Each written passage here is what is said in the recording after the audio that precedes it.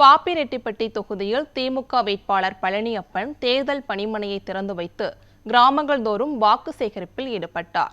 தருமபுரி மாவட்டம் பாப்பிரெட்டிப்பட்டி சட்டமன்ற தொகுதியில் மதசார்பற்ற முற்போக்கு கூட்டணி சார்பில் திமுக வேட்பாளராக முன்னாள் அமைச்சர் பழனியப்பன் போட்டியிடுகிறார்.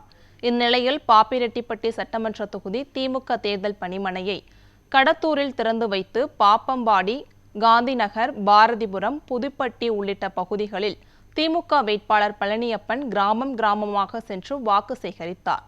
பெண்களிடம் திமுக ஆட்சியின் சாதனைகளை கூறி உதயசூரியனுக்கு ஆதரவு திரட்டினார். அப்போது வாக்கு சேகரிக்க வந்த முன்னாள் அமைச்சர் பழனியப்பனுக்கு பெண்கள் ஆரத்தி எடுத்து உற்சாக வரவேற்பு அளித்தனர். இந்த பிரச்சாரத்தில் திமுக, விசிக, காங்கிரஸ், தேமுதிக, கம்யூனிஸ்ட் கட்சிகள் உள்ளிட்ட கூட்டணி கட்சியை சேர்ந்த நிர்வாகிகள், தொண்டர்கள் என ஏராளமானோர் கலந்து கொண்டனர்.